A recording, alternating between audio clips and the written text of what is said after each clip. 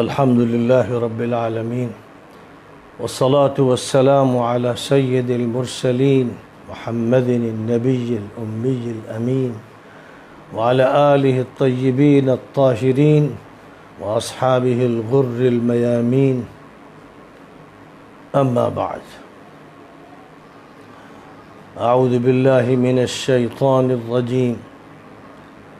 إن الذين يؤذون الله ورسوله لعنهم الله في الدنيا والآخرة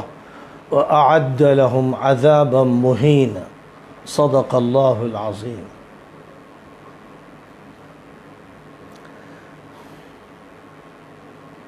آج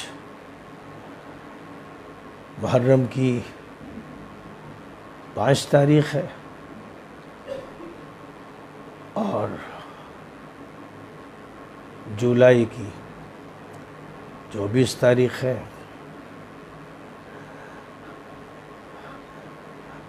آج کی جو نشست منعقد کی جا رہی ہے وہ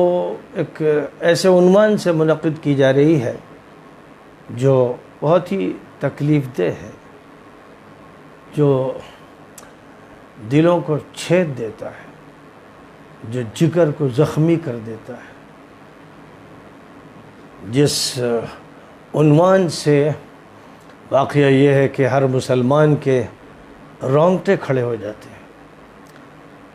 اہل بیت کی وہ خونی تاریخ سامنے آتی ہے جس کا تصور جب بھی کیا جاتا ہے تو عقل حیران رہ جاتی ہے، اور ہر انسان حیران ہو جاتا ہے کہ کیا ایسا بھی ہو سکتا تھا کہ کسی نبی کی امت کے لوگ اس نبی کے خاندان کے افراد کو، اس نبی کے اہل بیت کو، نبی کے لاڈلوں اور چہیتوں کو ذبح کر دیں گے؟ جس کا تصور نہیں ہو سکتا تھا وہ ہو کر رہا۔ بہرحال ضرورت اس بات کی ہے کہ امت کے افراد کو، بالخصوص ان کو جو اپنے کو اہل سنت کہتے ہیں، یہ معلوم ہو کہ جو کچھ بھی واقعات کربلا کی سرزمین پر پیش آئے، اس سے پہلے صفین کے میدان میں جو واقعات پیش آئے،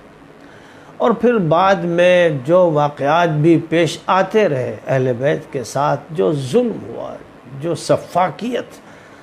دکھائی گئی، جس انداز سے درندے مسلط ہوئے، اہل سنت کو یہ تاریخ معلوم ہونی چاہیے۔ اس تاریخ کو اکثر و بیشتر چھپایا جاتا ہے، اس لیے کہ یہ تاریخ اگر سامنے آئے گی تو جو تصویر ابھر کر سامنے آئے گی ان کی جو اپنے کو اہل سنت کہتے ہیں، وہ اتنی ہولناک ہے، ایسی خوفناک ہے، اور ایسی ڈرا دینے والی ہے کہ اس کو کوئی بھی انسان اگر دیکھے گا تو وہ اسلام سے دور ہو جائے گا۔ پھر وہ یہ سوچے گا کہ جن لوگوں نے اپنے نبی کے گھر کے لوگوں کو، نبی کے محبوبوں کو نہیں بخشا، جنہوں نے ان کو قتل کیا، بے دریغ قتل کیا، ان سے کیا امید کی جا سکتی ہے؟ تو بہرحال حقائق کو جاننا چاہیے، اور جو لوگ حقائق کو چھپاتے ہیں انہیں معلوم ہونا چاہیے کہ اللہ تعالیٰ نے قرآن پاک میں یہ بات ارشاد فرمائی ہے کہ ان الذین یکتمون ما انزلنا من البینات والہدی من بعد ما بیناہ للناس فی الکتاب اولئک یلعنہم اللہ ویلعنہم اللاعنون۔ اللہ یہ کہتا ہے کہ جو حقائق ہم نے بیان کیے ہیں اپنی کتاب میں، ان کو کھول کھول کر واضح کر دیا ہے کہ کیسا اللہ غضبناک ہوتا ہے باغیوں پر، ظالموں پر، افترا پردازوں پر، جھوٹوں پر، عیاروں پر۔ جو حقائق بیان کر دیے گئے ہیں، جو لوگ ان کو چھپاتے ہیں، اللہ یہ فرماتا ہے کہ ان پر اللہ کی لعنت اور تمام لعنت کرنے والوں کی لعنت، فرشتے ان پر لعنت بھیجتے ہیں، پیغمبر ان پر لعنت بھیجتے ہیں، اولیاء اللہ ان پر لعنت بھیجتے ہیں، اور امت مسلمہ کا ہر صاحب ضمیر انسان ان پر لعنت بھیجتا ہے۔ یزید کا جہاں تک تعلق ہے، وہ ایک ملعون ترین اور خبیث ترین انسان تھا۔ یہ کسی شیعہ کی بات نہیں ہے، اہل سنت کے علماء کی، سب سے پہلے صحابہ کرام کی، تابعین عظام کی، اور پھر ان کے بعد ائمہ فقہا کی، محدثین کی، متکلمین کی،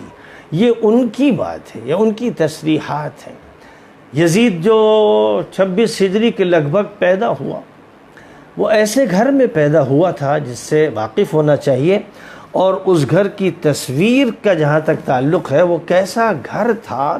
اس کے بارے میں جو کچھ محدث جلیل،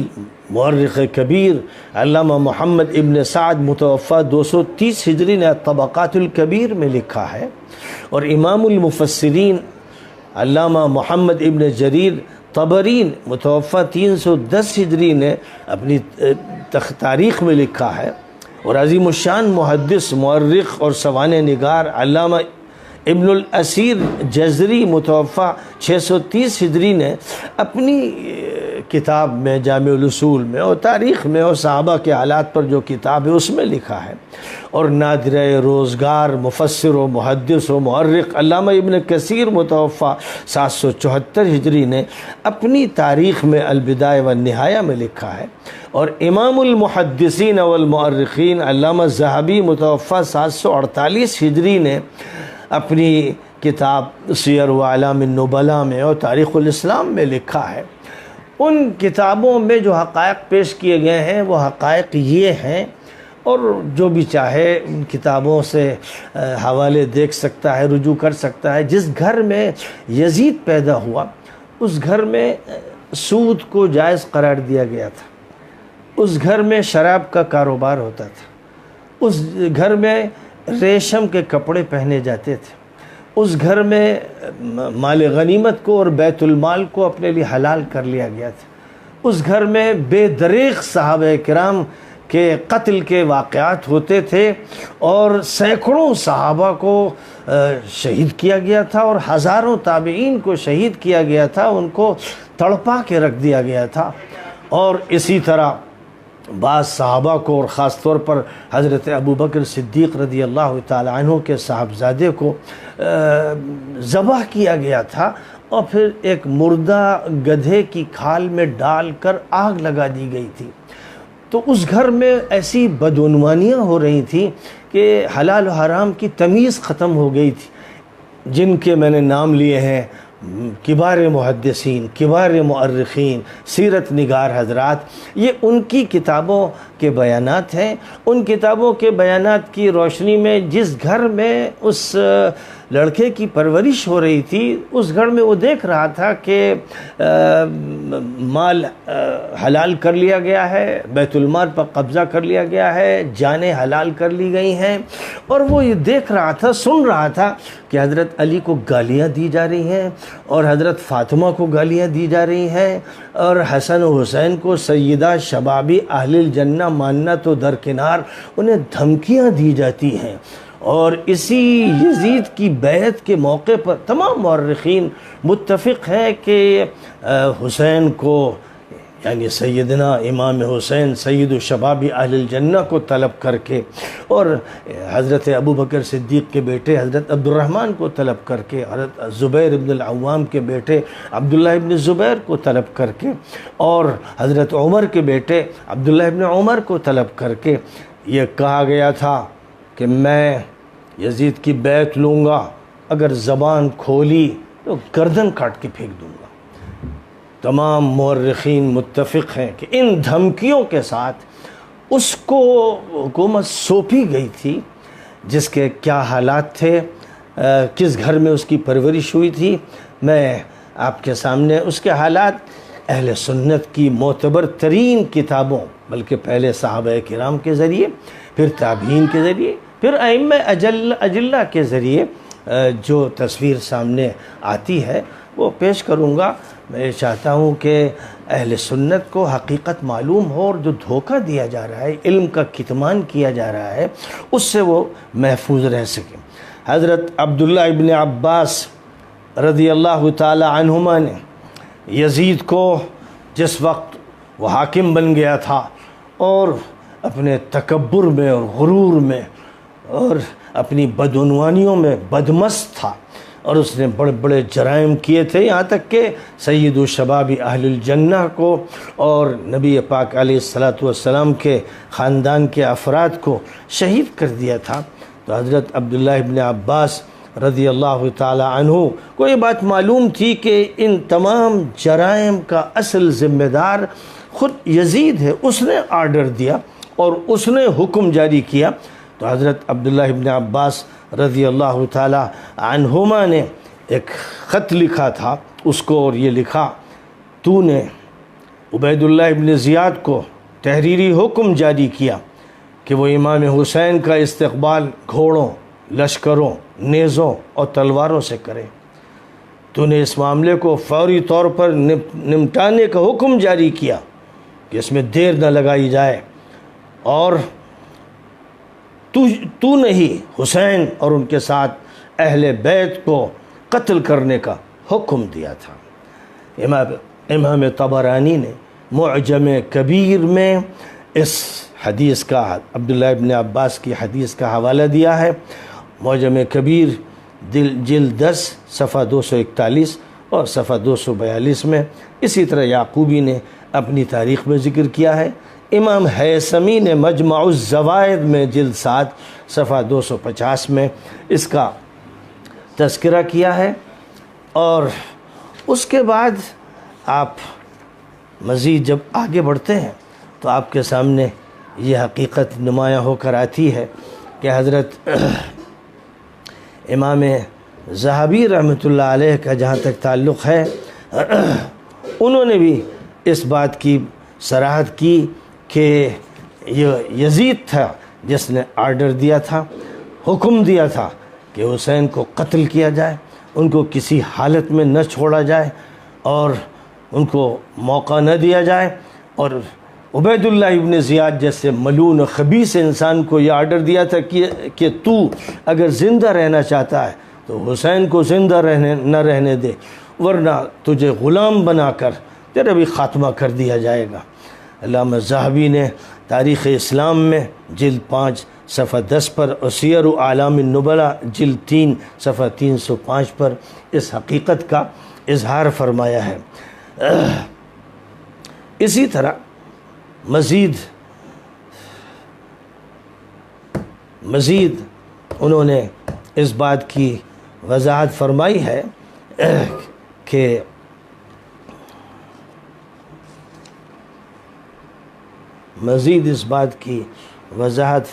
ہے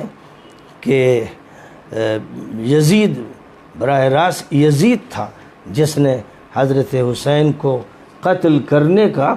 آرڈر دیا تھا، اور وہ اس کے لیے تیار نہیں تھا کہ ان کو موقع دیا جائے۔ عام طور پر یہ جھوٹ بولا جاتا ہے، جو ناصبی ہے، مجرم ناصبی گھسپیٹی ہے اہل سنت میں، وہ یہ کہتے ہیں کہ یزید راضی نہیں تھا، وہ تو رویا تھا اور اس نے یہ کہا کہ مجھ سے تو پوچھا نہیں گیا، میں تو اس پر راضی نہیں ہوتا۔ یہ اس کا جھوٹ تھا، اور نہ صرف یہ کہ اس نے پھر کوئی ایکشن ان مجرموں کے خلاف جو قاتل تھے، عبید اللہ ابن زیاد، شمر ابن ذل جوشن، عمر ابن سعد، ان کے خلاف کوئی کارروائی نہیں کی، بلکہ واقعہ یہ ہے کہ ایک طرف تو اس نے یہ آرڈر دیا جس کا ذکر عمرو ابن سعید ابن العاص نے بھی کیا ہے۔ انہوں نے اس بات کا ذکر کیا ہے، جو مدینہ کے گورنر تھے، کہ جہاں تک تعلق ہے یزید کے قاتل ہونے کا، تو ان کا یہ کہنا ہے کہ یزید نے خط لکھا تھا ابن زیاد کو، عبید اللہ ابن زیاد کو، کہ حسین تمہاری طرف روانہ ہو چکے ہیں، اور اس موقع پر یا تو آزاد رہے گا یا تو غلام بنا دیا جائے گا، یعنی حسین کو تجھے بہرحال گرفتار کرنا ہے، اور اگر وہ قابو میں نہیں آتے تو ان کی جان لے لینا ہے، تجھے بہرحال یہ کام کر کے رہنا ہے، کسی حالت میں ان کو چھوڑنا نہیں ہے۔ اور خود ابن زیاد کا جہاں تک تعلق ہے، وہ اس کا اعتراف کرتا ہے۔ ابن الاسیر جو صحابہ کرام کے حالات پر اسد الغابہ کے مصنف ہیں، انہوں نے یہ بات لکھی ہے الکامل فی التاریخ میں کہ ابن زیاد عبیداللہ ابن زیاد یہ کہتا تھا کہ جہاں تک حسین کو قتل کرنے کی بات ہے تو واقعہ یہ ہے کہ یزید نے مجھے یہ حکم دیا تھا کہ میں انہیں قتل کروں، ورنہ مجھے قتل کر دیا جائے گا، تو یہ میری مجبوری تھی، اس لیے میں نے وہ اقدام کیا جس کے علاوہ اب کوئی چارہ کار میرے لیے باقی نہیں رہ گیا تھا۔ اسی طرح متعدد مورخین نے اس حقیقت کا اظہار کیا ہے کہ اس جرم کا در حقیقت یہ مجرم تھا، اور اسی نے یہ فیصلہ کیا تھا کہ ہمیں حسین کو زندہ نہیں رہنے دینا ہے، کیونکہ ظاہر ہے کہ اس نے اپنے گھر میں حضرت علی پر گالیاں سنی تھی، حضرت فاطمہ کی شان میں اہانت کے الفاظ سنے تھے، اور حسن حسین کا مذاق ہوتا تھا اس کے گھر میں، بچپن سے وہ یہ سنتا رہا۔ پھر اس نے وہ لڑائی دیکھی تھی جس میں علی پر الزامات لگائے گئے، جھوٹ بولا گیا، جنگ کی گئی، اور علی کو قتل کرنے کی زبردست کوششیں کی گئی، یہ ساری باتیں سامنے تھی۔ تو اب ظاہر ہے کہ ان حالات میں جو ذہن سازی ہوئی وہ ذہن سازی بے انتہا خطرناک قسم کی ذہن سازی تھی۔ یزید کے بارے میں خود یزید کا جو بیٹا تھا جس کا نام بھی معاویہ تھا، اس کا خود یہ کہنا ہے، اس کے بارے میں ابن حجر حیثمی نے صواعق محرقہ میں، اور مورخ یعقوبی نے اپنی تاریخ میں، اور ان کے علاوہ متعدد مورخین نے یہ بات لکھی ہے کہ یزید کا بیٹا معاویہ یہ کہتا تھا کہ سب سے زیادہ جو بات ہم پر گراں ہے وہ یہ کہ ہمیں یزید کی بری ہلاکت اور برے انجام کا علم ہے۔ میرے باپ یزید نے عطرت رسول صلی اللہ علیہ وسلم کو قتل کیا، حرم مکہ و مدینہ کو مباح قرار دیا، اور کعبۃ اللہ کو اجاڑ دیا۔ یہ اعتراف ہے یزید کے بیٹے معاویہ کا، جس نے خلافت کو قبول نہیں کیا، اور پھر اس کی جلدی ہی موت ہو گئی۔ وہ اتنا زیادہ غمگین تھا اور یہ محسوس کرتا تھا کہ اس کا باپ جہنمی ہے، اور اس کے باپ نے نبی پاک کے اہل بیت کے ساتھ یہ مظالم کیے، اور مدینہ منورہ کو اجاڑ دیا، وہاں 10,000 صحابہ کو شہید کیا، صحابہ اور تابعین کو، اور مکہ مکرمہ میں کعبہ مقدسہ پر گولے برسائے۔ یہ ظاہر ہے کہ اس کو معلوم تھا، تو اس لیے وہ اس کا معترف ہے کہ یہ سارے مظالم کیے گئے ہیں۔ اور علامہ شمس الدین ذہبی رحمۃ اللہ علیہ زبردست محدث اور زبردست مورخ، جن پر تمام اہل سنت کا اتفاق ہے، وہ یہ فرماتے ہیں کہ یزید ابن معاویہ ناصبی حضرت علی مرتضیٰ سے بغض و عناد رکھتا تھا، بڑا ترشرو تھا، سنگ دل تھا، ظالم تھا، اجٹ تھا، شراب پیتا تھا، برے افعال سر انجام دیتا تھا۔ اس نے اپنی حکومت کی ابتدا حضرت سیدنا حسین کو قتل کر کے کی، اور اختتام مدینہ منورہ کے خلاف کارروائی کر کے کی، اس لیے اس کی عمر میں برکت نہیں ہوئی، اور وہ اس دنیا سے ملعون ہونے کی حالت میں رخصت ہوا۔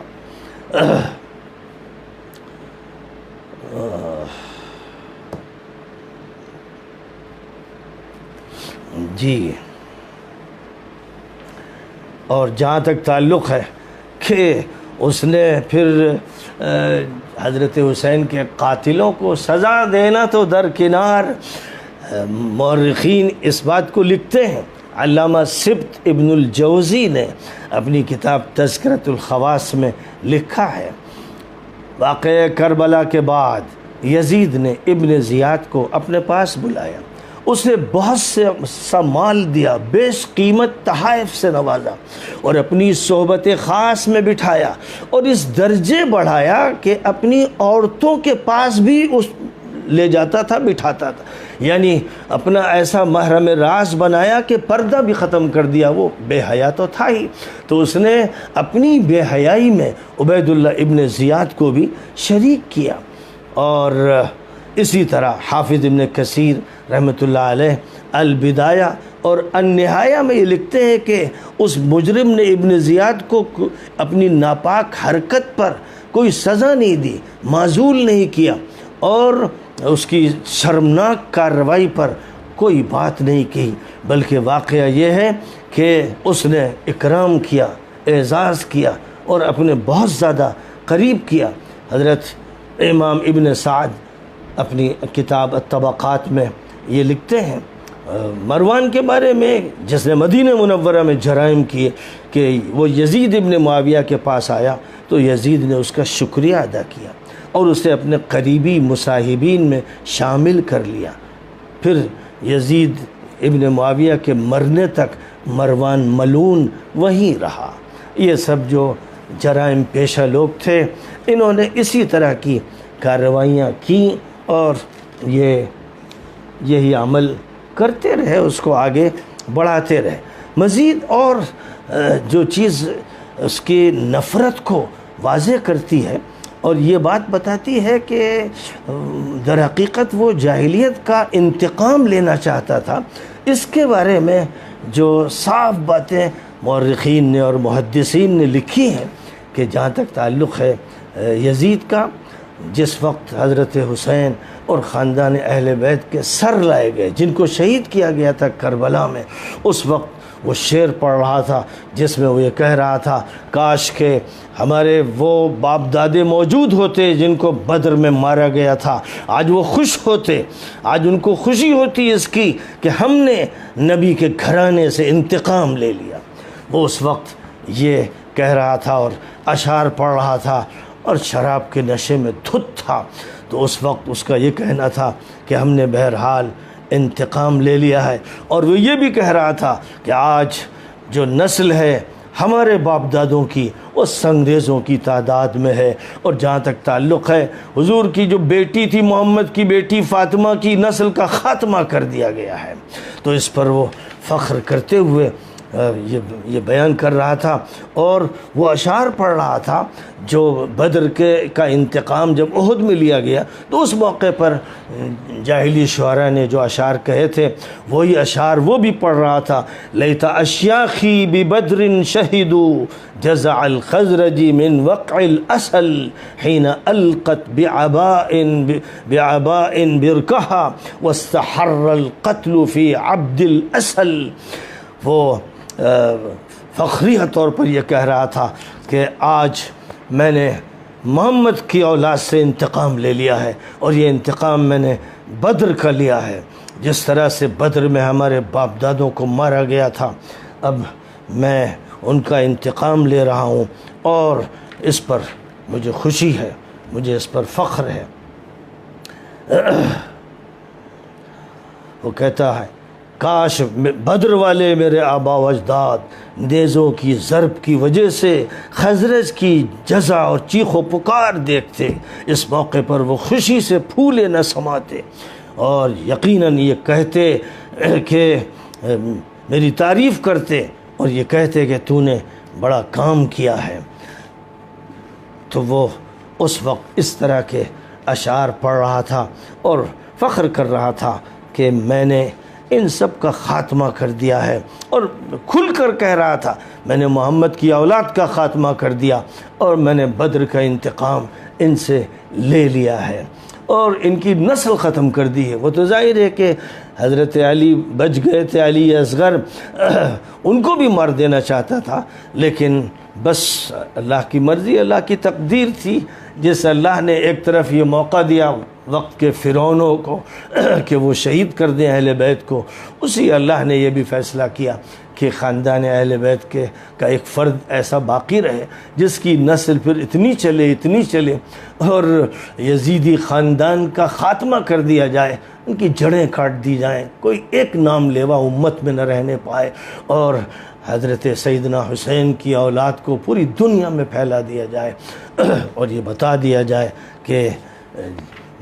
اللہ تعالیٰ جس کو باقی رکھنا چاہے وہ اسے باقی رکھتا ہے، اور جس کی قربانی اللہ کی طرف سے طے ہوتی ہے، جیسے سید الشہداء حضرت حمزہ کی قربانی طے تھی، حضرت انس ابن النضر کی قربانی طے تھی، اور ان 70 صحابہ کی قربانی طے تھی جو جنگ احد میں شہید ہوئے۔ ایسے ہی جب اللہ نے چاہا حضرت یحییٰ شہید ہوں تو وہ شہید ہوئے، اور یہ فرمایا، نبی پاک علیہ السلام نے فرمایا کہ اللہ نے یہ کہا تھا کہ یحییٰ کے بدلے میں 70,000 ان مجرموں کو قتل کرواؤں گا، اور پھر یہ بھی فرمایا تھا کہ جہاں تک تعلق ہے حسین کا، جب وہ شہید کیے جائیں گے تو یہ اللہ کا تقدیری فیصلہ ہے کہ 70 اور پھر 70,000 اور پھر 70,000 کو میں کٹوا کے پھینک دوں گا۔ ظاہر ہے کہ بنی امیہ کا جو خاتمہ ہوا، ہزاروں کی تعداد میں ان کی نسل کا ایسا خاتمہ ہوا کہ پھر اس نسل کے لوگ باقی نہیں رہنے پائے۔ بہرحال جہاں تک تعلق ہے حضرت حسین کے سر کا، یعنی یہ مجرم فرعون اور نمرود نے نہیں کیا کہ جن کو قتل کیا جائے ان کے سر کو جسم سے جدا کر کر نیزوں پر لگا کر پھر ان کو شہر شہر پھرایا جائے، محلے محلے پھرایا جائے، ان کی اہانت کی جائے اور خوشی کا اظہار کیا جائے کہ ہم نے ان کو نبی کے خاندان کے لوگوں کو قتل کر دیا ہے، ان کو مار دیا ہے، اس پر خوشی کا اظہار ہو۔ تو پہلے کوفہ میں ان کے سروں کو ادھر ادھر پھرایا گیا، اور عبید اللہ ابن زیاد کے پاس جب حضرت حسین کا سر تھا تو ایک لکڑی سے ان کے منہ پر مار رہا تھا۔ ایک صحابی وہاں موجود تھے جو تڑپ گئے کہ میں نے تو حضور کو دیکھا تھا کہ وہ بوسہ دیتے تھے اس چہرے کو۔ یہی صورتحال یزید کی یہاں ہوئی، جہاں اتفاق سے زید بن ارقم تھے، وہاں پر جب حضرت حسین کا سر رکھا گیا تو اپنی لکڑی سے وہ چھیڑنے لگا ان کے چہرے کو، تو حضرت زید تڑپ گئے اور اس کے بعد روتے ہوئے وہاں سے اٹھے اور انہوں نے بہت ہی سخت الفاظ میں بددعائیہ جملے کہے کہ اگر وہ سن لیتا تو ظاہر ہے کہ وہ ان کو زندہ نہ رہنے دیتا، ان کو قتل کروا دیتا۔ امام طبرانی نے حضرت زید ابن ارقم کی حدیث کو پیش کیا ہے معجم کبیر میں جلد 5 صفحہ 206 اور 210 میں۔ اسی طرح امام ابن حجر عسقلانی نے فتح الباری میں، امام حیثمی نے مجمع الزوائد میں اس کا تذکرہ کیا ہے کہ جب امام حسین ابن علی علیہ السلام کا سر انور ابن زیاد کے پاس لایا گیا تو وہ درندہ خصلت اپنے ہاتھ میں موجود چھڑی کی نوک سے آپ کی چشمان مقدسہ اور ناک مبارک کو کچوکے لگانے لگا۔ حضرت زید نے کہا کہ اپنی چھڑی کو پرے ہٹا، بے شک میں نے رسول پاک علیہ السلام کو دہن مبارک کے اس مقام کو چومتے دیکھا ہے۔ لیکن ظاہر ہے کہ یہ ایسے ملعون قسم کے لوگ تھے کہ ان کے لیے اسی میں دلچسپی تھی، ان کو تو فخر تھا کہ ہم نے انتقام لیا ہے بدر کا، اور اس کو بڑے محدثین اور مورخین نقل کر رہے ہیں۔ یہ کوئی ایسی بات نہیں ہے کہ جو دوسرے لوگ کہہ رہے ہیں، دوسرے فرقے کے لوگ کہہ رہے ہیں، بلکہ یہ وہ حقیقت ہے جس حقیقت کا ذکر کبار محدثین نے کیا ہے اور بڑے مورخین نے کیا ہے۔ بہرحال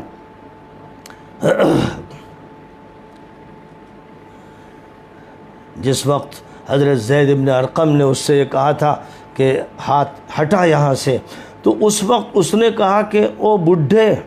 اگر تو سٹھیا نہ جاتا تو تجھے بھی مار دیتا، تو سٹھیا ہوا بڈھا ہے، اٹھ یہاں سے۔ تو اس طرح سے حضرت زید بن ارقم کو بھی ذلیل کر کے اپنے دربار سے دھتکار دیا، اور وہ وہاں سے روتے ہوئے اٹھے، تڑپتے ہوئے کہ آج یہ بھی نوبت آئی، آج میں اس کو دیکھنے کے لیے بھی زندہ ہوں۔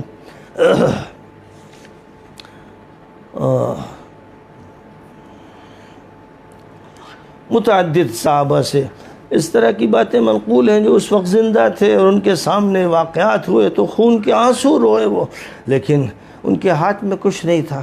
وہ بہرحال اس وقت کچھ کر نہیں سکتے تھے۔ جو مظالم کیے جا رہے تھے وہ مظالم اتنے خطرناک تھے کہ ان مظالم کا مقابلہ آسان نہیں تھا۔ جو ناصبی مجرم خبیث یہ کہتے ہیں صحابہ نے یزید سے بیعت کی، اتنے گندے اور ناپاک ہیں کہ یہ نہیں جانتے کہ جو سید الشہداء اہل الجنہ کو، اہل بیت کو مارنے والا تھا، وہ تو ان صحابہ کی بوٹیاں کاٹ کے پھینک دیتا۔ تو وہ جبر کے اور دہشت گردی کے ماتحت مجبور تھے، مجبوری میں انہوں نے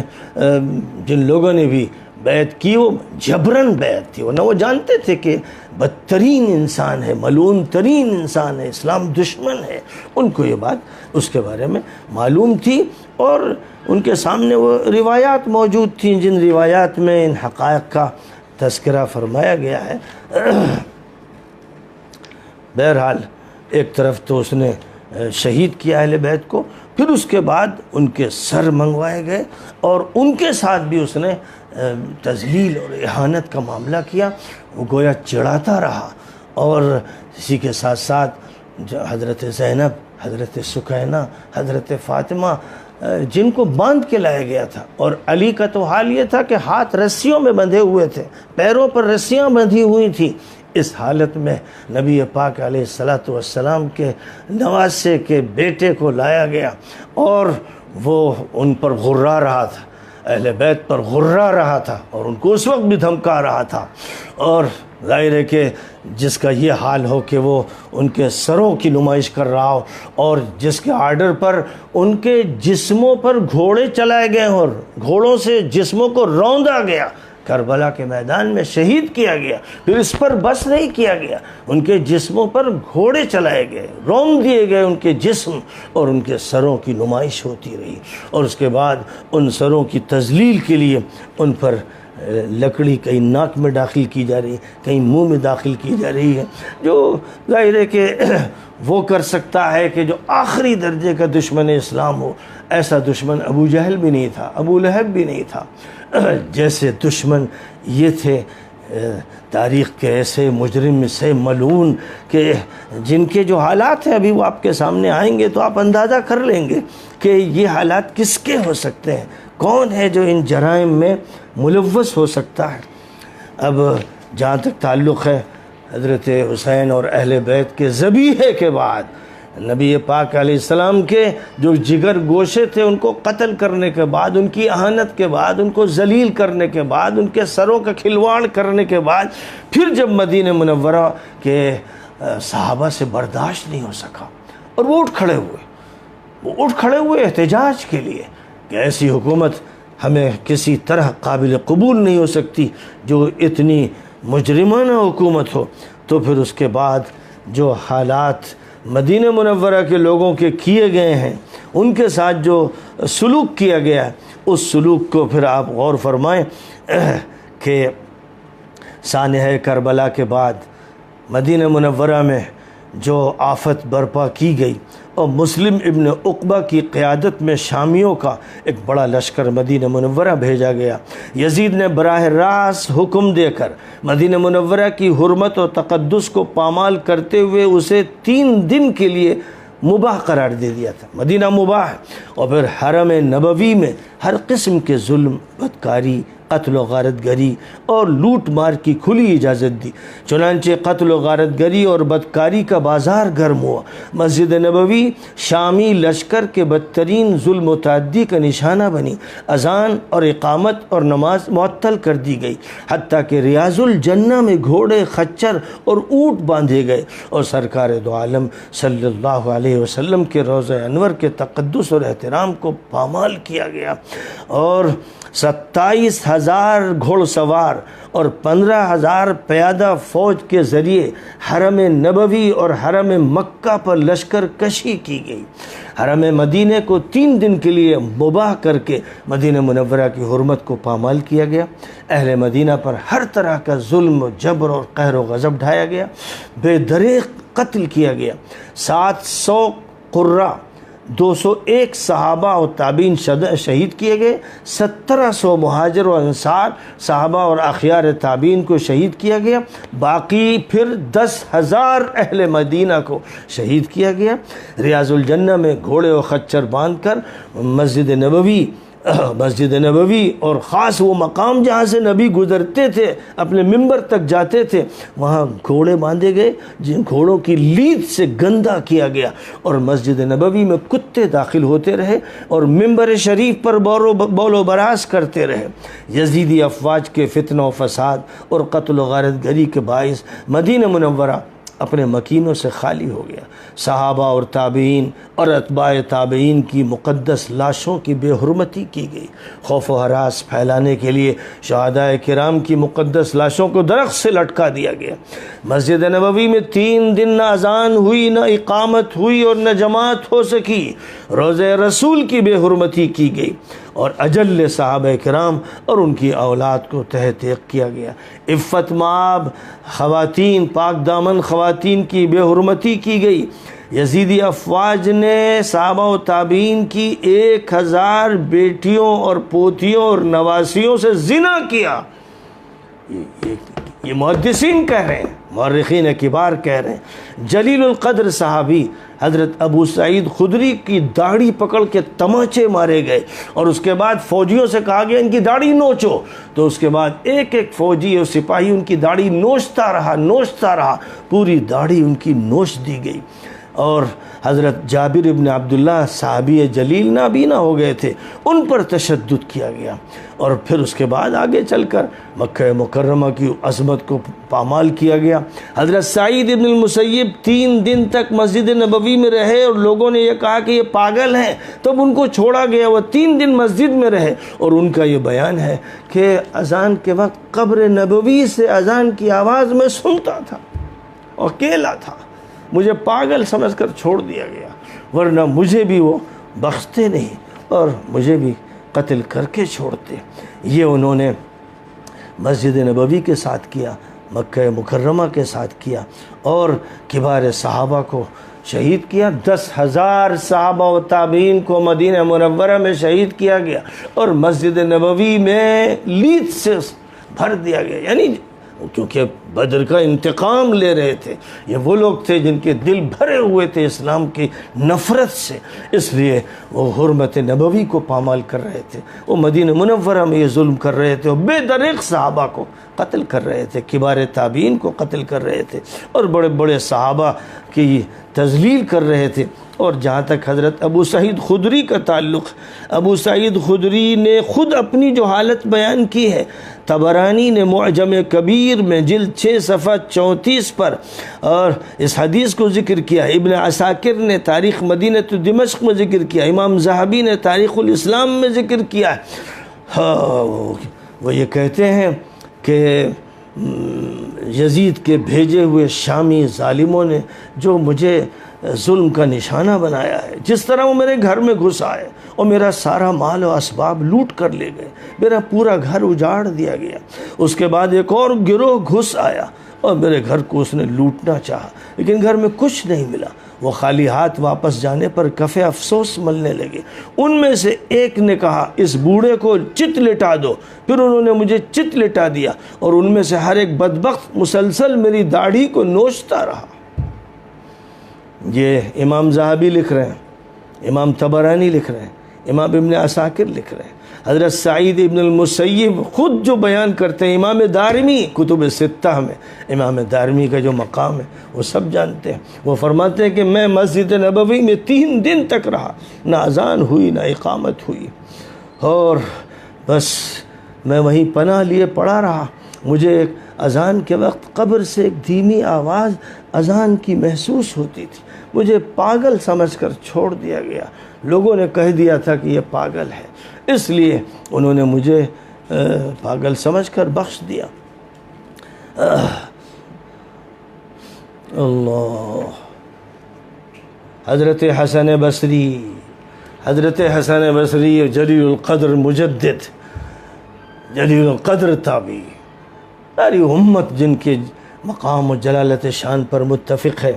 وہی بات ارشاد فرماتے ہیں. اور سیوطی نے تاریخ الخلفاء میں اس کو لکھا ہے کہ بخدا قریب تھا کہ اہل مدینہ میں سے کوئی ایک فرد بھی زندہ نہ بچ پاتا. اس معرکے میں صحابہ اور ان کے علاوہ دیگر مسلمانوں کی بڑی تعداد شہید کر دی گئی. شہر رسول کو لوٹ لیا گیا. سفاکیت کی انتہا یہ تھی کہ ان قیامت خیز ایام میں صحابہ و تابعین کے 1000 کنواری بیٹیوں کی عصمت دری کی گئی. حضرت عطا ابن ابی رباح جلیل القدر تابعی ہیں، عبداللہ ابن عباس کے شاگرد رشید ہیں. انہوں نے بھی اسی طرح کے حالات مدینہ منورہ کے بیان کیے ہیں کہ جو ظلم کیا ہے کافر نہیں کر سکتا، فرعون نہیں کر سکتا، انہیں بھی شرم آ جائے گی. لیکن انہوں نے پہلے تو جو ظلم کیا ہے وہ ظلم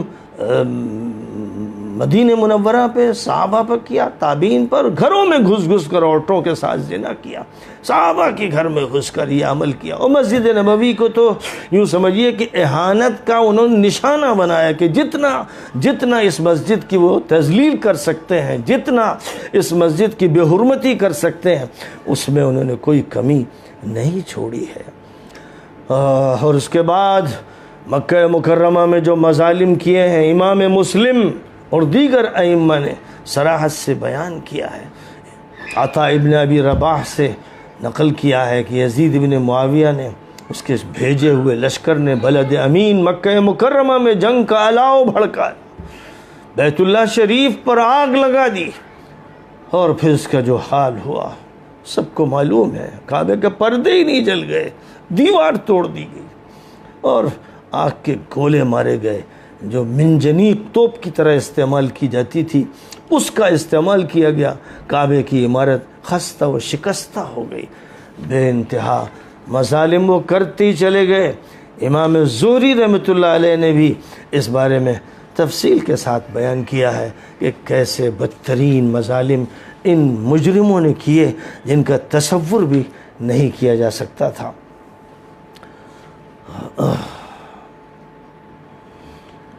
اور خاص طور پر اہل بیت میں سے اگر کوئی مل گیا تو پھر اس کی تو خیریت نہیں تھی، اس کو تو خاص طور پر انہوں نے نشانہ بنایا۔ امام ابن حزم نے تفصیل کے ساتھ مدینہ منورہ میں جو مظالم ہوئے، کربلا میں جو ہوئے، پھر مدینہ منورہ میں جو مظالم ہوئے، اور پھر مکہ مکرمہ میں مظالم ہوئے، ان سب کو بیان کیا ہے کھل کر کہ اس مجرم نے اس طرح حرمت پامال کی ہے اور اس طرح بے دریغ جانوں کا قتل عام کیا ہے، صحابہ کو قتل کیا ہے، تابعین کو قتل کیا ہے، کہ واقعہ یہ ہے کہ یہ سب تصور سے ماورا ہے، اس کے بارے میں سوچا نہیں جا سکتا۔ لیکن بہرحال تاریخ کے یہ سب واقعات ہیں، اور یہ واقعات محدثین لکھ رہے ہیں۔ یہی امام ابن تیمیہ نے یہ لکھا ہے کہ مدینہ منورہ میں گھس کر جس طرح ان بدماشوں ملعونوں نے بے حرمتی کی ہے، اور 3 دن امام ابن تیمیہ لکھ رہے ہیں 3 دن تک مدینہ کو مباح کر دیا کہ جو چاہو کرو، اور ظاہر ہے کہ اس وقت پھر یہ ہوا کہ صحابہ کو چانٹے مارے گئے، ان کو قتل کیا گیا، ان کے گھر میں گھس کر ان کی خواتین سے زناکاری کی گئی، ہر بدماشی کی گئی۔ امام شمس الدین ذہبی رحمۃ اللہ علیہ یہ فرماتے ہیں، میں کہتا ہوں یزید نے اہل مدینہ کے ساتھ جو کیا سو کیا، اس شقی القلب نے امام حسین علیہ السلام، ان کے بھائیوں اور ان کی آل کو بھی شہید کیا۔ یزید شراب نوشی کرتا تھا، ممنوعات اور محرمات کا ارتکاب کرتا تھا، اس نے اسی بنیاد پر مدینہ منورہ اور مکہ مکرمہ کو نشانہ بنایا، جب اہل بیت کو نشانہ بنایا جن کے مقامات حضور نے بیان فرمائے کہ علی ولی ہے سارے مسلمانوں کے، میں جس کا ولی، علی اس کے ولی، اور کتاب اللہ اور میرے اطراء میرے اہل بیت، اور حسین اور حسن یہ سیدہ شباب اہل الجنہ ہیں۔ ان کو تو اذیت پہنچانا، نبی نے فرمایا مجھے اذیت پہنچانا ہے، اور یہ انہیں گالیاں دیتا تھا، علی کو گالیاں دیتا تھا، اس کا گھرانہ گالیاں دیتا تھا۔ اس نے وہی سنا اور دیکھا، بے دریغ قتل دیکھا صحابہ کا، صفین میں دیکھا، اور اس کے بعد خود قتل کرنے میں یہ پیش رہا۔ یہ سب کیوں ہوا، اور اس کی تربیت اتنی خراب کیوں ہوئی؟ ایسا کہ مسلمانوں کے گھر میں ایک اس طرح کا شخص کیسے پیدا ہو گیا، اور وہ ان جرائم کو اتنی جرأت کے ساتھ کیسے کرتا رہا، اس کے کیا اسباب ہیں؟ واقعہ یہ ہے کہ اس سلسلے میں جب ہم صحابہ کے اقوال دیکھتے ہیں، محدثین کے اقوال دیکھتے ہیں، تو اس وقت پر ہمارے سامنے یہ بات آ جاتی ہے کہ اس نے جو کچھ کیا وہ نتیجہ تھا اس کی اس تربیت کا جو فرعونوں سے بدتر تھی۔ امام ابن جریر طبری، علامہ ابن جوزی اور دیگر مورخین وہ سب یہ بیان کرتے ہیں، جب ایک موقع پر ایک وفد مدینہ منورہ کا یزید کے پاس گیا، اس نے ان کو بلایا تھا کہ میں ان کو رشوت دے کر اپنا بنا لوں گا پیسے سے، کیونکہ اس گھر میں پیسے سے خریدے جاتے تھے لوگ، تو ان کو خرید لوں گا۔ ابن جریر طبری لکھتے ہیں، ابن جوزی لکھتے ہیں، دیگر مورخین و محدثین لکھتے ہیں کہ وہ وفد وہاں گیا، اس کے بعد وہ وفد جب واپس آیا تو ان کا بیان یہ ہے۔ امام طبری نے تاریخ الامم والملوک میں لکھا ہے، ابن الجوزی نے المنتظم میں لکھا ہے، ابن الاسیر نے الکامل میں لکھا ہے، اور اسی طرح بہت سی کتابوں میں اس کا ذکر ہے۔ وہ کہتے ہیں ہم یزید ابن معاویہ کے پاس سے ہو کر آئے ہیں، ہم یہ وہ لوگ ہیں مدینہ منورہ سے جو صحابہ اور تابعین کا ایک چھوٹا وفد گیا تھا یزید کو دیکھنے کے لیے، اور اس نے بلایا تھا حضرت حسین کی شہادت کے بعد، ان کو قتل کرنے کے بعد یہ انہیں رام کرنا چاہتا تھا، تو ان کے پاس جا کر کیا دیکھا؟ وہ کہتے ہیں ہم ایک ایسے شخص کے پاس سے ہو کر آ رہے ہیں جس کا کوئی دین نہیں ہے، وہ شراب پیتا ہے، وہ تنبورے بجاتا ہے، اس کے ہاں سازینے بجائے جاتے ہیں، وہ کتوں کے ساتھ کھیلتا رہتا ہے اور راتیں ویرانوں میں اور نوجوانوں کے ساتھ گپ شپ میں گزارتا ہے۔ بے شک ہم گواہ بناتے ہیں آپ سب کو کہ ہم لوگوں نے اس کی بیعت توڑ دی ہے، اس مجرم و خبیث کی بیعت ہم نے توڑ دی ہے۔ مزید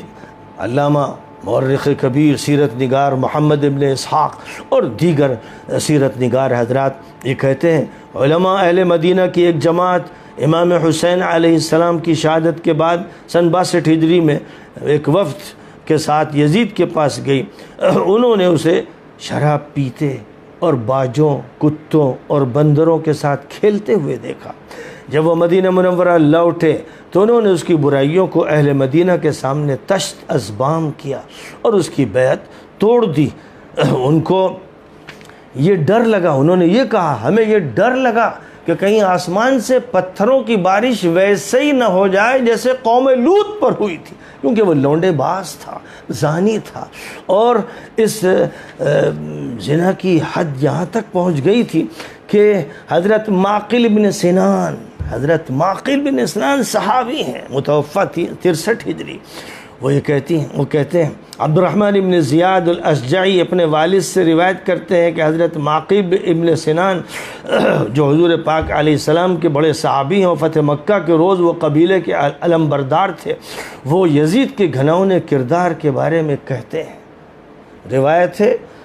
حاکم نے مستدرک میں یہ روایت ذکر کی ہے، ابن سعد نے طبقات کبریٰ میں اس روایت کا تذکرہ کیا، ابن عساکر نے تاریخ دمشق میں کیا، امام ذہبی نے تاریخ الاسلام میں کیا۔ وہ کہتے ہیں یزید ایسا بد کردار شخص ہے جو شراب پیتا ہے اور محارم کے ساتھ زنا کرتا ہے، محارم کے ساتھ۔ مزید آگے اس کی وضاحتیں آ رہی ہیں۔ حضرت عبداللہ ابن حنظلہ الغسیل احد میں شہید ہوئے، جن کو فرشتوں نے غسل دیا تھا، ان کے صاحبزادے حضرت حنظلہ یہ کہتے ہیں اے لوگو اللہ سے ڈرو، اللہ کی قسم ہم نے اس وقت تک یزید کے خلاف خروج نہیں کیا جب تک ہمیں یہ خطرہ لاحق نہ ہو گیا کہ ہم پر آسمان سے پتھر برسائے جائیں گے، کیونکہ وہ بد کردار اور بدتینہ شخص اپنی ماں، بیٹیوں اور بہنوں سے بدکاری کرتا ہے، اپنی سوتیلی ماں، بیٹیوں اور بہنوں سے بدکاری کرتا ہے، شراب پیتا ہے، نماز چھوڑتا ہے۔ ظاہر ہے کہ جو اسلام دشمن ہوگا، جو گالی دے گا حضرت علی کو، حضرت فاطمہ کو، حسن و حسین کو، اور انہیں دھمکیاں دے گا کہ ہم تمہیں ذبح کر دیں گے، وہ ذبح کر دیا۔ وہ مزید دیکھیے حضرت عبداللہ ابن الحنظلہ کی جو الفاظ نقل کیے گئے ہیں اور دوسری کتابوں میں، ان میں یہ ہے یزید وہ شخص ہے جو سوتیلی ماؤں، بیٹیوں اور بہنوں سے یعنی محرمات سے بدکاری کا ارتکاب کرتا ہے، وہ کثرت سے شراب نوشی کرتا ہے اور نماز ترک کرتا ہے۔ علامہ سبت ابن الجوزی بڑے محدث ہیں، بڑے مورخ ہیں، وہ بھی یہ نقل کرتے ہیں یزید بد کردار و بدتینت اپنے محرم رشتوں یعنی ماں، بہنوں، بیٹیوں سے بدکاری کرتا تھا، شراب پیتا تھا، نماز چھوڑتا تھا۔ اسی طرح متعدد مورخین نے، محدثین نے اس کے اس طرح کے خطرناک حالات لکھے ہیں، جن حالات کے بعد تو پھر ظاہر ہے کہ اس ملعون کے بارے میں کیا توقع کی جا سکتی ہے، اور چونکہ جو تربیت ہوئی تھی وہ اس طرح ہوئی تھی کہ وہ صحابہ کی لاشیں دیکھتا رہا، ظلم دیکھتا رہا، حرام مال دیکھتا رہا، اور یہ دیکھتا رہا کہ اس کے گھر میں سود جائز ہے، اس کے گھر میں شراب کا کاروبار ہوتا ہے، یہ سب اس کے گھر میں ہوتا تھا۔ اس لیے ظاہر ہے کہ وہ اسی طرح تیار ہوا، یہی اس کا ذہن بنا اور اس میں وہ لگا رہتا تھا۔ مزید دیکھیے علامہ بلازری متوفہ 279 یہ بات کہتے ہیں کہ یزید ابن معاویہ اسلامی ریاست کا وہ بادشاہ تھا جس نے شراب نوشی کو رواج دیا، گانے بجانے اور شکار کرنے کو ہلکا جانا۔ وہ گلوکاراؤں اور لونڈوں کو اپنے ساتھ رکھتا تھا اور بدماشی کے کام کرتا تھا، ہنستا ہنساتا تھا، بندروں، کتوں اور مرغوں کا باہم مقابلہ کراتا تھا، اور اسی مجرم کے ہاتھ اہل بیت کا قتل ہوا۔ پھر اس کے بعد اس نے اہل مدینہ کا قتل کیا، قتل عام کیا۔ مستزاد یہ کہ بیت اللہ پر سنگباری کی، اس کو جلا ڈالنے کا کام کیا۔ یعنی اسلام سے تعلق رکھنے والی کوئی چیز ایسی نہیں تھی جس کو یہ مجرم چھوڑ دیتا۔ حضرت امام علی ابن حسین مسعودی متوفہ 346 یہ کہتے ہیں کہ یزید اس کے کارندوں کا ظلم و ستم لوگوں میں پھیل گیا اور اس کا ظلم عام ہو گیا۔ اس کی نافرمانیوں، جرائم اور گستاخیوں میں سے جو چیزیں ظاہر ہوئیں ان میں رسول پاک علیہ السلام کی صاحبزادی سیدہ فاطمہ علیہ السلام کے لخت جگر اور ان کا ساتھ دینے والوں کو شہید کرنا ہے۔ علاوہ ازیں اس کے کئی عیوب سامنے آئے، جیسے شراب نوشی اور ظلم و ستم روا رکھنے میں فرعون کی ڈگر پر چلا، بلکہ وہ کہتے ہیں، امام مسعودی کہتے ہیں وہ فرعون سے بھی بدتر تھا۔ فرعون تو پھر بھی اپنی رعایا کے لیے یزید سے زیادہ بہتر تھا، لیکن اس کا فسق و فجور ایسا تھا کہ اس نے ساری حدیں پار کر لیں اور کچھ بھی باقی نہیں رہ گیا کہ اس کے بارے میں کوئی اچھی توقع کی جائے۔ بہرحال اتنا مواد ہے اور بڑے بڑے علماء نے جو کچھ کہا ہے۔ علامہ ابن حزم کہتے ہیں یزید نے تاریخ اسلام میں انتہائی قبیح آثار چھوڑے ہیں۔ اس نے اپنی سلطنت کے آخری دور میں حرہ کے روز مدینہ منورہ کے بہترین اشخاص صحابہ کرام کو قتل کیا، اور اپنے دور حکومت میں امام حسین ان کے اہل بیت کو شہید کیا، اور مسجد حرام میں عبداللہ ابن زبیر کا محاصرہ کر کے کعبہ معظمہ اور اسلام کی بے حرمتی کی۔ غرض کے کیا بیان کیا جائے، کلیجہ پھٹ جائے اور آنکھوں سے خون بہہ جائے۔ لیکن بہرحال ہم ہندوستان میں ہیں تو حضرت مجدد الف ثانی رحمۃ اللہ علیہ متوفہ 1034 ہجری کیا فرماتے ہیں؟ حضرت مجدد الف ثانی فرماتے ہیں یزید بدبخت تھا، اس کی بدبختی میں کسے کلام ہو سکتا ہے؟ اس بدبخت نے جس سنگین سفاکیت اور بربریت کا مظاہرہ کیا کوئی کافر بھی نہیں کر سکتا۔ اور آگے چلیے، حضرت شیخ محدث عبدالحق محدث دہلوی رحمۃ اللہ علیہ، جنہوں نے ہندوستان میں علم حدیث کی نشر و اشاعت کی اور اللہ تعالیٰ نے ان سے بڑا کام لیا۔ 1052 ہجری میں ان کا انتقال ہوا۔ حضرت شیخ عبدالحق محدث دہلوی رحمۃ اللہ علیہ فرماتے ہیں یزید کی اہل بیت اطہار سے عداوت اور اہل بیت کی توہین و تذلیل کے واقعات کا تواتر کے ساتھ سرزد ہونا ثابت ہے۔ ان تمام واقعات کا انکار کرنا صرف تکلف و رونت ہے۔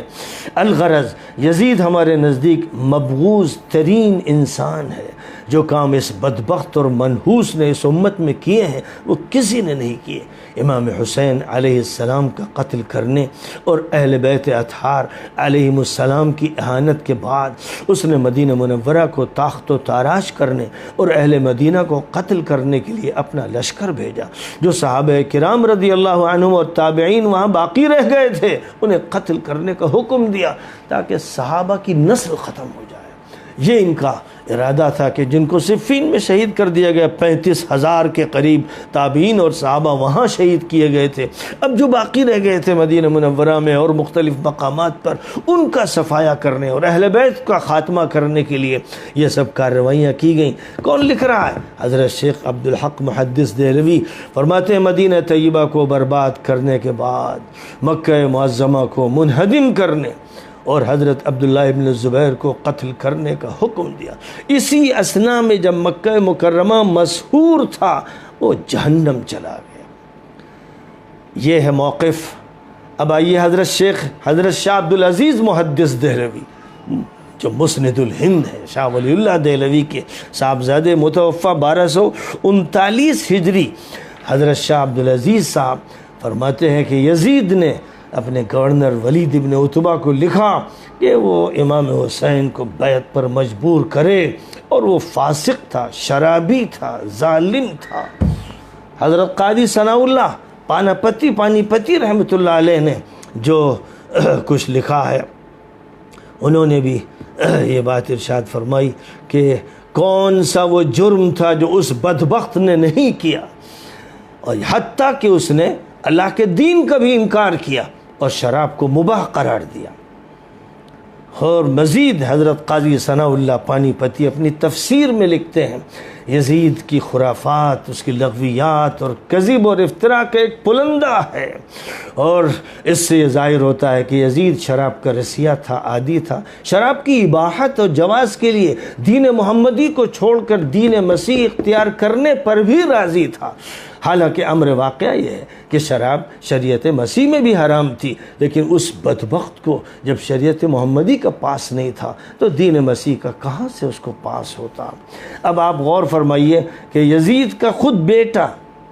کا بیٹا جو معاویہ تھا، جس کو اللہ تعالیٰ نے ضمیر دیا تھا اور اس کے اندر ایمان تھا، جیسے حضرت عمر ابن عبدالعزیز خلیفہ راشد تھے، بنی امیہ کے صرف ایک شخص ہے۔ پوری بنی امیہ کی حکومت ملعون ہے، خدا کی قسم ملعون ہے، ایک حضرت عمر ابن عبدالعزیز اور ایک یزید کا بیٹا معاویہ نیک تھا اور جلدی ہی انتقال کر گیا۔ دیکھیے وہ کیا کہتا ہے، وہ کہتا ہے اور یہ جو بات نقل کی جا رہی ہے علامہ ابن حجر حیثمی محدث جلیل نے بیان کی ہے،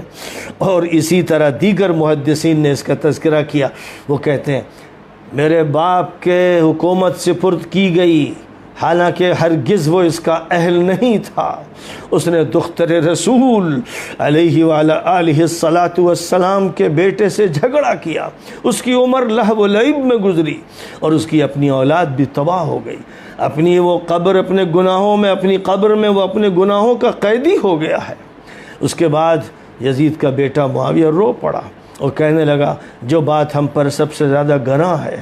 وہ یہ کہ ہمیں اس کے برے انجام کا علم ہے۔ اس نے عطرت رسول علیہ وعلی آلہ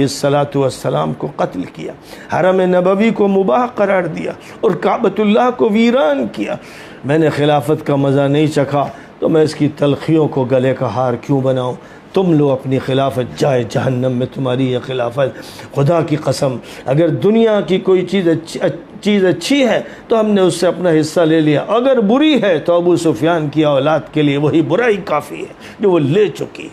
اس کے بعد یزید کا بیٹا معاویہ گھر میں چلا گیا، 40 روز بیمار رہا، پھر انتقال۔ سچائی وہ ہے جو گھر سے بول رہی ہے، صحابہ بتا رہے ہیں، تابعین بتا رہے ہیں، ائمہ بتا رہے ہیں، اور ظاہر ہے کہ اتنا مواد ہے کہ اس کو نقل کرنے کے لیے بہت وقت درکار ہے۔ میں سمجھتا ہوں کہ بس اتنا ہی کافی ہے، لیکن اب بات ختم کرتے کرتے ام المومنین، ساری مومنوں کی ماں حضرت ام سلمہ رضی اللہ تعالی عنہ، جن سے نبی پاک علیہ السلام نے کہا تھا ایک دن گھر میں آپ کے رونے کی آواز سنی اپنے گھر میں، اور حسین حضور کی گود میں تھے، حضور رو رہے تھے۔ ام سلمہ اندر گئیں اور کہا کہ حضور کیا وجہ ہوئی؟ فرمایا کہ جبرائیل آئے اور بتایا کہ محمد آپ کی امت آپ کے اس نواسے کو شہید کرے گی، اور ایک مٹی لے کر آئے اس کربلا کی، اور یہ کہا جب یہ مٹی خون سے سرخ دکھے تو سمجھ لینا کہ حسین شہید ہو گئے۔ ام سلمہ رضی اللہ تعالی عنہ سے ثابت ہے کہ وہ مٹی انہوں نے گھر میں رکھی، جس دن حضرت حسین کی شہادت ہوئی تھی وہ مٹی سرخ ہو گئی تھی، اور انہوں نے کہا آج حسین شہید ہو گئے۔ تو انہوں نے فرمایا یہ بات حضرت ام سلمہ کی، قتلوہ قتلہم اللہ غروہ وذللوہ لعنہم اللہ، اور یہ حدیث امام احمد نے مسند میں ذکر کی ہے، امام طحاوی نے شرح مشکل الآثار میں ذکر کی ہے، امام طبرانی نے معجم کبیر میں ذکر کی ہے، امام ابن عساکر نے تاریخ و مدینہ تو دمشق میں ذکر کی ہے، حضرت ام سلمہ رو رہی تھیں اور کہہ رہی تھیں انہوں نے امام حسین کو شہید کر دیا، اللہ انہیں ہلاک کرے، انہوں نے دھوکہ دیا ان کو اور ان کی بے توقیری کی، اللہ ان پر لعنت بھیجے۔ اور حضرت عبداللہ ابن عباس رضی اللہ تعالیٰ عنہما کہتے ہیں جس دن حسین شہید ہوئے اسی دن کی بات ہے کہ میں نے دوپہر میں خواب میں حضور پاک علیہ السلام کو دیکھا کہ آپ کے بال بکھرے ہوئے ہیں، گرد و غبار ہے چہرے پر، ایک بوتل آپ کے ہاتھ میں جس میں خون اکٹھا کر رہے ہیں۔ میں نے حضور سے کہا کہ حضور یہ آپ کیا کر رہے ہیں؟ فرمایا کہ میں حسین اور اپنے اہل بیت کا خون اکٹھا کر رہا ہوں۔ حضرت عبداللہ ابن عباس کہتے ہیں کہ میں نے وہ وقت اور تاریخ نوٹ کی اور پھر بعد میں یہ معلوم ہوا کہ اسی وقت حسین شہید ہوئے تھے۔ اللہ اکبر، کیسی ہے یہ تاریخ، کیسے ہیں یہ لوگ ہیں۔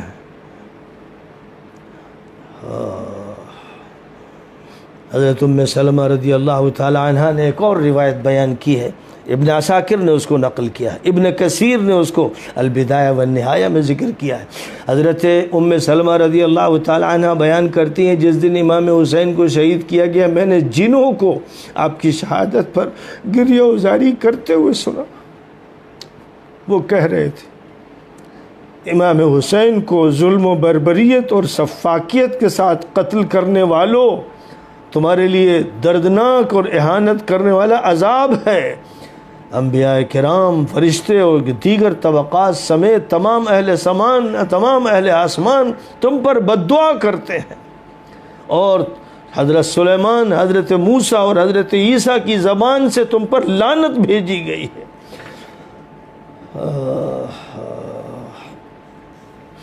بہرحال آج کی اس مجلس میں اب ام المومنین کی اس بات پر، عبداللہ ابن عباس رضی اللہ عنہما کی اس خواب پر ختم کرتا ہوں۔ حضرت حسین تو جب جا رہے تھے تو ان سے کسی نے یہ نہیں کہا کہ یزید تو خلیفہ ہے، جس نے بھی کہا، عبداللہ ابن عباس روتے ہوئے رخصت کر رہے تھے کہ یہ آپ کو بخشیں گے نہیں، یہ قاتل و سفاک۔ عبداللہ ابن عمر نے گلے لگایا اور کہا کہ بس آپ اپنے مقتل کی طرف جا رہے ہیں۔ یہ کسی نے نہیں کہا کہ اس سے تو بیعت کر لی گئی ہے، یہ چھوٹے ناصبی خبیث مجرم شیطان کہتے ہیں۔ اور وہ چلے تو ان سے جب زیادہ دریافت کیا گیا تو انہوں نے ایک بات کہی تھی حضرت حسین نے، میں نے نبی اکرم صلی اللہ علیہ وسلم کو خواب میں دیکھا، انہوں نے فرمایا کہ تم جاؤ، کیونکہ آپ کو معلوم تھا، آپ کو تو پہلے ہی بتا دیا گیا تھا، جیسے ام سلمہ روایت کرتی ہیں رضی اللہ عنہ کہ حضور کو بتا دیا گیا تھا کہ امت کے بدبخت آپ کے نواسے کو شہید کریں گے، تو معلوم تھا کہ اللہ کا تقدیری فیصلہ ہے، اور یزید اور یزیدیت اور اس کے پورے نظام اور اس ملعون اموی نظام کو اکھاڑ پھینکنے کے لیے جانوں کے نذرانے پیش کرنے تھے۔ یہی ان کے پوتے حضرت زید نے کیا، یہی ان کے پر پوتے حضرت یحییٰ نے کیا، یہی حضرت حسن کے پوتے محمد ذو النفس الزکیہ نے کیا، یہی آخری دور میں حضرت سید احمد شہید نے کیا۔ وقت کے یزیدیوں سے یہ سب مقابلہ کرتے رہے اور جان کے نذرانے پیش کرتے رہے۔ یہ ہے اسلام کا راستہ، شہادت کا راستہ۔ اور وَلَا تَقُولُوا لِمَنْ يُقْتَلُوا فِي سَبِيلِ اللَّهِ أَمْوَاتٌ، جو اللہ کے راستے میں شہید کیے جاتے ہیں انہیں مردہ مت کہنا، تم مردہ ہو، وہ زندہ ہیں، ابدی حیات ان کو عطا کر دی گئی ہے۔ بہرحال حضرت حسین نے وہ بات کہی جو حضرت عثمان نے کہی تھی۔ حضرت عثمان سے جب یہ کہا گیا کہ آپ فوج کو حکم دیجئے اور یہ جو آپ کا محاصرہ کر رہے ہیں ان کی چھٹنی کر دی جائے، فرمایا نہیں۔ اور انہوں نے ایک بات بتائی تھی کہ حضور نے فرمایا تھا کہ تمہارے خلاف لوگ چڑھ دوڑیں گے، تمہاری قمیص اتارنا چاہیں گے، تم نہ اتارنا، یعنی محاصرہ ہو، تمہیں شہید کر دیا جائے، اسے برداشت کر لینا۔ تو حضرت عثمان کی قربانی بھی تاریخ اسلام کی بہت بڑی قربانی ہے۔ انہوں نے کیسا صبر کیا کہ وہ اس کے لیے تیار نہیں تھے کہ ان کی وجہ سے مدینہ منورہ میں خون بہے، ان کا خون ظالم اور مجرم و ملعون بہا دے، سو بہا دے، لیکن وہ تیار ہے۔ ویسے ہی حضور کا اشارہ تھا حضرت حسین کو کہ تمہیں اپنے مقتل جانا ہے۔ اس کو یوں سمجھ لیجئے جیسے حضور پاک علیہ السلام کو جنگ احد سے پہلے خواب دکھا، خواب میں آپ نے دیکھا کہ ایک گائے ذبح کر دی گئی، میری تلوار کی نوک ٹوٹ گئی اور زرہ میں ہاتھ ڈال دیا گیا۔ یہ خواب دیکھا، آپ نے صحابہ کو بتایا، اور یہ بتایا کہ گائے ذبح کر دی گئی ہے، یہ اشارہ ہے کہ میرے 70 صحابہ شہید کر دیے جائیں گے۔ تلوار کی نوک ٹوٹ گئی ہے، اشارہ ہے کہ میرے گھر کا عزیز ترین فرد شہید کر دیا جائے گا۔ زرہ میں ہاتھ ڈال دیا گیا، اشارہ ہے کہ دشمن مدینے پر چڑھائی کر دے گا۔ یہ تینوں واقعات پیش آئے۔ معلوم تھا حضور کو پہلے سے کہ یہ ہونے والا ہے، 70 صحابہ شہید ہوں گے۔ اور جس وقت مشورہ ہو رہا تھا مسجد نبوی میں اور 1000 صحابہ موجود تھے، اور بزرگوں کا کہنا تھا کہ ہم لوگ محلوں میں رہتے ہوئے مقابلہ کریں، حضور نے بھی اپنی یہی رائے ذکر کی تھی، اور نوجوانوں کا جوش تھا کہ ہم باہر نکل کے جنگ کریں گے، تو حضور مجلس سے اٹھ کر گھر تشریف لے گئے اور زرہ پہن کر خوت پہن کر باہر نکلے۔ تو لوگ حیران تھے کہ حضور چیف کمانڈر کی حیثیت سے باہر نکلے۔ لوگوں نے کہا کہ حضور مشورہ تو ابھی ختم نہیں ہوا تھا اور بات یہ ہو رہی تھی۔ فرمایا کہ نوجوانوں نے جو بات کہی میں نے اسے قبول کر لیا، یعنی وہی تقدیری فیصلہ تھا کہ 70 شہید ہوں گے۔ حضور چاہتے تو نہ جاتے، لیکن اللہ کی طرف سے جو تقدیری فیصلے ہوتے ہیں وہ پورے کیے جاتے ہیں، کیونکہ قتل حسین اصل میں مرگ یزید ہے۔ اسلام زندہ ہوتا ہے ہر کربلا کے بعد، قتل حسین اصل میں مرگ یزید ہے۔ اسلام زندہ ہوتا ہے ہر کربلا کے بعد۔ اور مولانا ظفر علی خان نے کیا خوب کہا، اے کربلا کی خاک اس احسان کو نہ بھول، تڑپی ہے تجھ پہ لاش جگر گوش ہے بطول، اسلام کے لہو سے تیری پیاس بجھ گئی، سیراب کر گیا تجھے خون رگے رسول، کرتی رہے گی پیش شہادت حسین کی، کرتی رہے گی پیش شہادت حسین کی، آزادی حیات کا یہ سرمدی اصول، چڑھ جائے کٹ کے سر تیرا نیزے کی نوک پر، چڑھ جائے سر تیرا کٹ کے سر، چڑھ جائے کٹ کے سر تیرا نیزے کی نوک پر، لیکن یزیدیوں کی اطاعت نہ کر قبول۔ مولانا ظفر علی خان کے یہ اشعار ہے۔ یہ ہے سبق آج کا۔ تمام علماء طلباء سے، علماء سے، اہل سنت سے کہہ رہا ہوں کہ اپنی اصلاح کر لو قبل اس کے کہ تم رسول کے سامنے رسوا ہو، قبل اس کے کہ فرشتے حوض کوثر سے تمہیں دھکے دے کے ہٹا دیں، قبل اس کے کہ تم پر لعنت برس جائے، قبل اس کے کہ تم پر اللہ کا غضب بھڑک جائے۔ توبہ کر لو،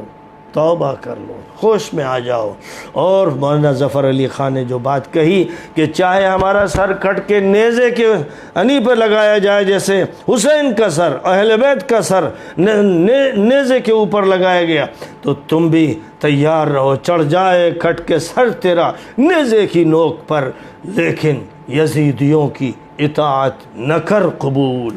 تو یزیدیت کیا ہے؟ یزیدیت نام ہے بے دینیت کا، لادینیت کا، ظلم کا، جبر کا، نبی سے نفرت کا، اور علی و فاطمہ سے نفرت کا، حسن و حسین سے نفرت کا، اہل بیت کے قتل کا۔